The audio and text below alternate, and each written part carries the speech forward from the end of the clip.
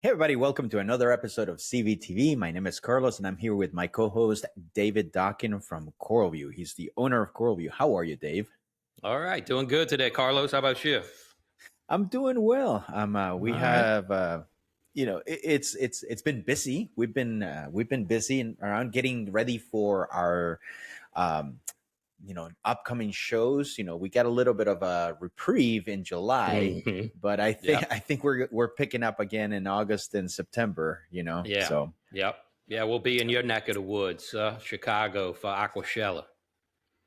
Yeah, I'm not sure. I think this episode might be airing before that. And if it is, yeah, we're going to be in Aquashella at the beginning of August. And then we're going to make our way to Anaheim / Yeah. Los Angeles at the beginning of September as well. Yeah.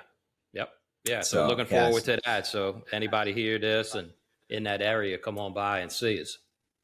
Yeah, the CoralVue convoy is traveling hmm around the city, bringing the Maven and the other products to you. Yep. See if you want to check them out in Absolutely. person.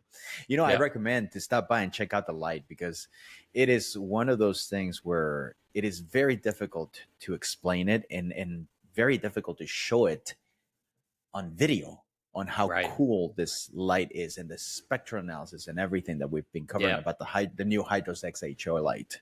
Yeah. So if you have a chance and you are in Chicago or the surrounding area, or you are in LA, please stop by and say hello. Come on and visit.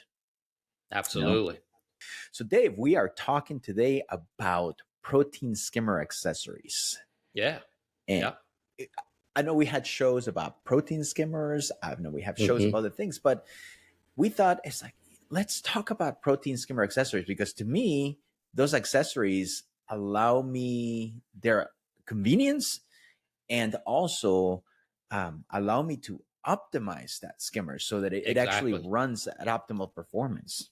Yeah, Yeah. So optimization is the key word there, Carlos, because you think the skimmer out of the box is gonna run flawlessly, and it may for some applications and some people set up, but um, once you get into your aquarium and understanding how it's set up, the depth maybe of your sump, water level becomes critical, as well as startup of the skimmer if the output's buried underwater. And so there's these accessories that we offer that can really make the skimmer much more efficient and user friendly. yeah, not once. I mean, we have different skimmer models and we have different types of skimmers, and we try to make it as wide array as possible. But at the end of the day, not one size fits all. And Right. every time you bring a skimmer to your system, you may have to tweak it, to fit what your system is. And one of the first things that I would say is that skimmer stand. And it seems Yeah. like something so simple, but it could it could be the difference between a skimmer working really well hmm and or a skimmer not collecting at all or a skimmer constantly overflowing. So if you think about a skimmer, it has the pump and it draws water in and then it pumps it out. If the output of the skimmer, the water, if the output's buried underwater, it puts resistance back inside the skimmer body. So what happens then is the water level gets higher and higher to the point you may not be able to tune the skimmer or just overflows. So how do we alleviate that? Not everybody can say, well, just lower the water level in your sump. It's just the way it's plumbed, and that may just be the level that you run at. So how do you fix that? Well, the easiest thing is a skimmer stand, Yeah, and and it that's can one of raise your skimmer. yeah, Go ahead. and it'll raise it, and it's also adjustable. So you have some adjustment in the legs on the model that we offer. So that gives Yeah, I you think that way you look at that output. I like to keep it right at the water level. So it's not putting any resistance, but it's also not so high above that it's dumping back in, making a bunch of micro bubbles. yeah, I know that we have ice cap and reef octopus skimmer stands, and they are able to bring up the skimmer by 4 inches, 4.5, and even up Mm. to 5 3/4. We usually recommend, at least for the reef octopus and the ice cap skimmers, that you have the water level, outside the skimmer should be around 6 to 8 inches, somewhere in there.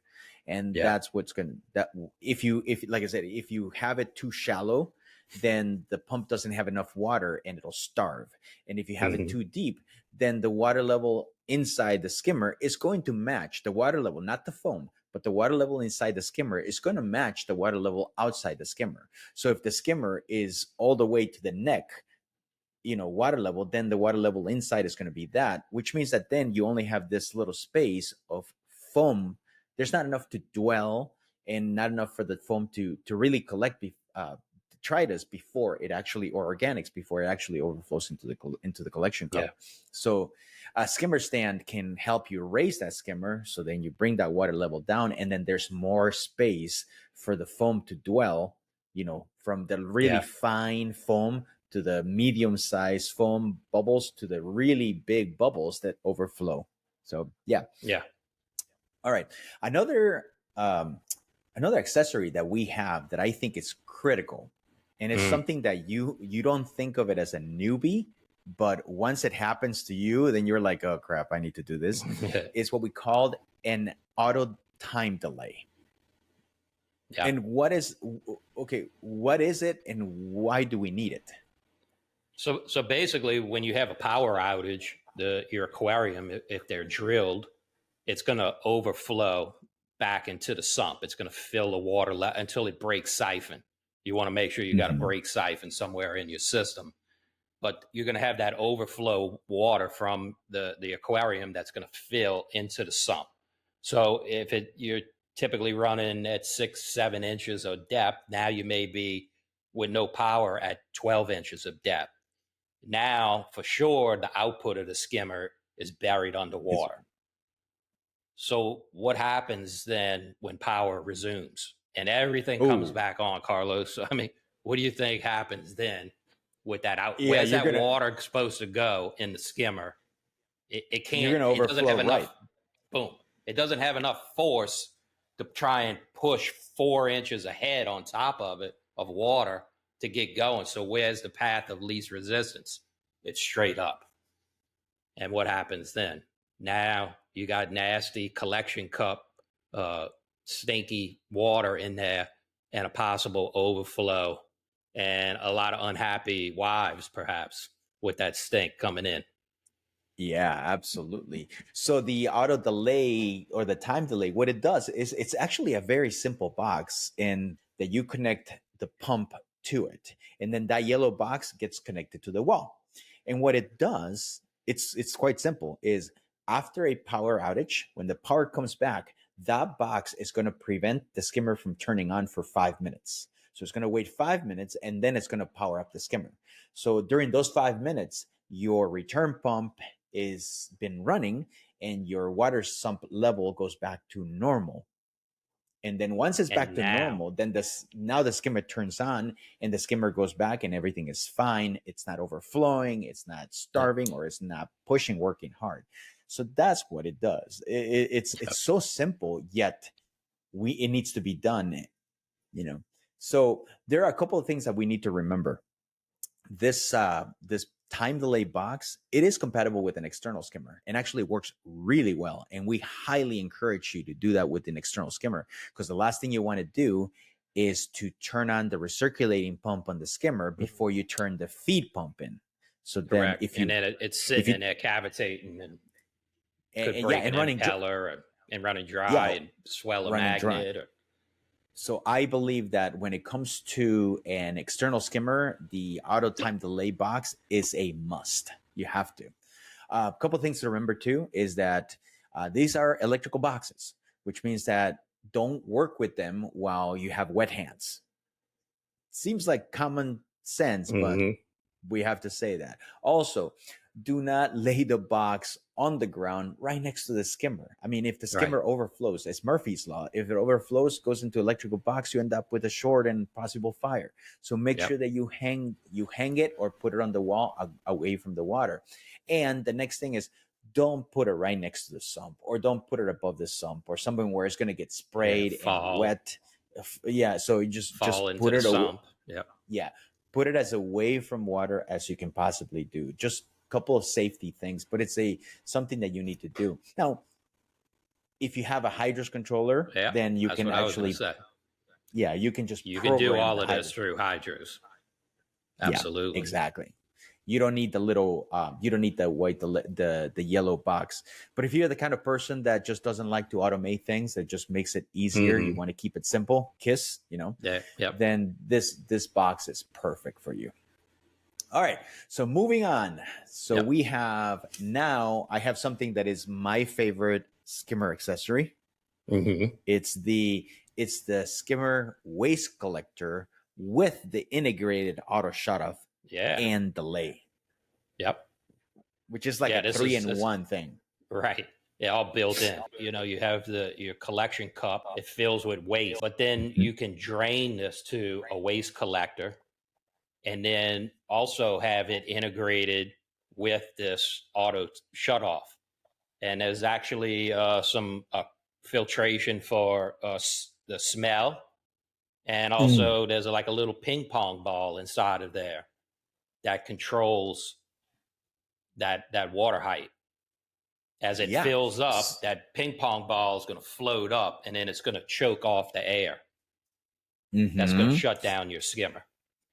So not only are you doing you're doing two types of shut off. There's also a float switch inside. So there's a little float switch that if the water level goes up, that float switch triggers, and then it shuts off the power to the skimmer. But on top of that, if that were to fail, there's also a ping pong ball inside that what will do is it will go, as the water goes up, the ping pong ball gets pushed up into the vent hole. And as soon as you close that vent hole, then there's no air coming out. It chokes the air. Therefore, then it's also mechanically shutting off the pump, because even if the pump is running, because the air can't escape, the foam inside the skimmer, it'll just shuts crash. Down. Yeah, it'll crash. That's what we talk about, crashing. Yeah. So, but my favorite part about it, Dave, is the little carbon cup at the top. Of course, to eliminate the stink. Oh yeah, because otherwise, my wife would be like, "What's going on? Why does the house stink up so badly?" So that carbon right there is the works, best guys. thing It ever. really does work too. I mean, it does. That stuff is so potent, and getting it here in our offices. I mean, it travels down hallways, and they're like, somebody was fooling with a collection cup. It was Dave. Yeah, Dave's playing with the tanks. Yeah, exactly. But Reef Octopus makes this collection skimmers, and the thing about it is that Reef Octopus, all their skimmers, all their INT, all their SS skimmers, and all their EXT skimmers have this valve under the collection cup that you can connect this waste collector, and there's a line that runs to it. So, gravity, it just kind of, the skimmer overflows into the collection cup. Then this the waste just travels through the line into the waste collector. And then that's what happens. So instead of me having to clean the waste collector, the waste cup, every couple of days, now I only have to do it every couple of weeks. Right. There's different sizes too. I know that Reef Octopus makes a 4-inch waste collector that can hold 1.4 liters of waste, which is a lot. Yeah. And then they also make a 6-inch one, which can actually hold 4.3 liters of waste. So that's for the big skimmers. Yeah. I know some people like to run their the output of their skimmers higher to make more of a wet collection.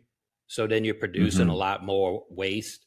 And some people like to run drier, where they accumulate a lot more organics in the neck, which then kind of leads us into our next accessory, a neck cleaner. So once your skimmer starts getting a lot of waste built up in the neck, the performance of the skimmer is greatly inhibited. So it's the gunk, right? It's the gunk that just builds up in the neck. And that's where it's going to start to form. initially, but the goal is to get that into the collection cup, is to set the water level height in the skimmer to where you're getting some buildup in the neck, but you really want to get that crud up and over into the collection cup and get it out of the tank. So with this accessory, Carlos, we have a motor that has squeegees on it, and it actually will spin inside that neck and wipe that crud, that crap right off of there while the foam is rising, and then picks it up and overflows it into the collection cup. Yes. I use one. I've used it for years, and it's one of it's. I keep saying it's one of my favorites. I think it's my second favorite thing besides the waste collector. But yeah, no, I do. And the thing about it is the motor is you don't have to run it constantly. You can just I run it for 30 seconds twice a day. So you can four times a day. That's all. It just needs to go in there, scrape off the inner walls of the neck, and that's done.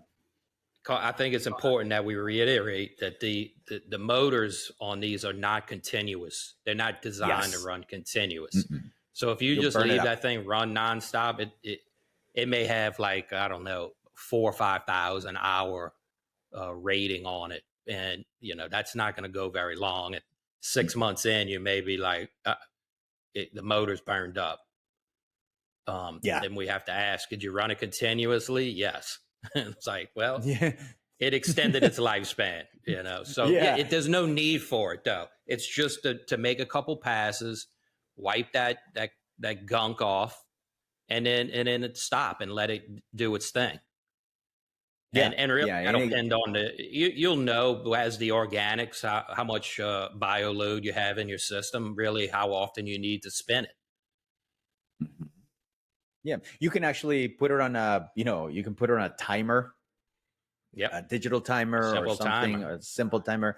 Or if you have a Hydros controller, then you can also just connect that to an XP8 set it right in. And then set it up on a schedule, and it will just do it 4 times a day or 2 times a day for 30 seconds, and that's all. And technically, I say 30 seconds, but all you need is a couple spins. So if it could just go a couple times around the neck, and then you're done. That's it. It doesn't have to clean it.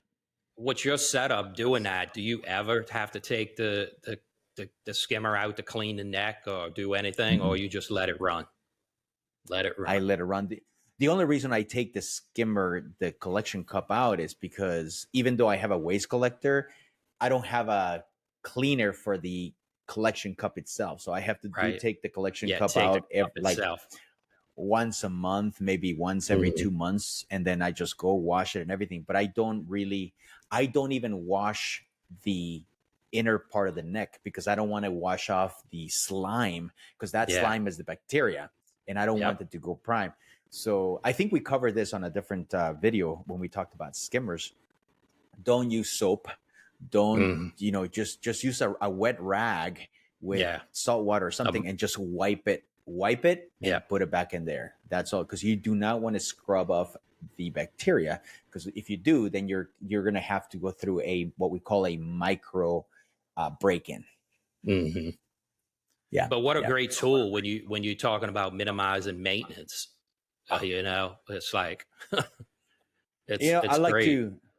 I like to enjoy the tank. I don't like to work on the tank, Don't get me wrong. I mean, don't get me wrong.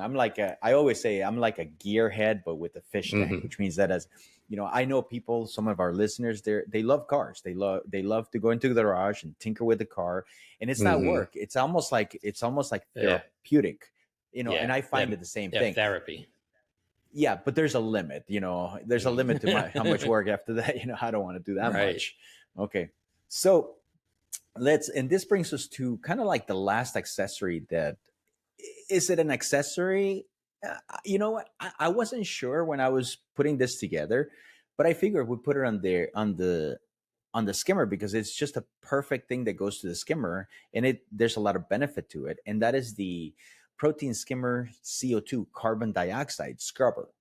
Yeah. And I think that one has, over the last couple of years, has really taken off, and it has become quite popular. Yeah. Absolutely. And we know this because we sell the media that's used. And I can tell you, we go through pallets of this stuff.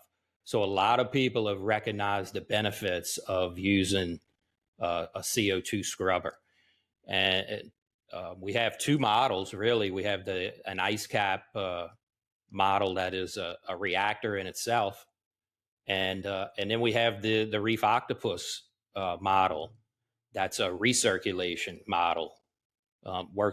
Sets up a little differently, I think, but Yeah. it's I think very efficient in terms of you can physically see if you have a hydros controller and track the pH of your aquarium once you get set up properly with a good CO2 system. And look, So and all transparency, Carlos, I'll tell anybody, if you can get your skimmer line run to the outside and draw outside air, you're going to be just as efficient or more than using a CO2 scrubber. And that yes, doesn't cost you any money.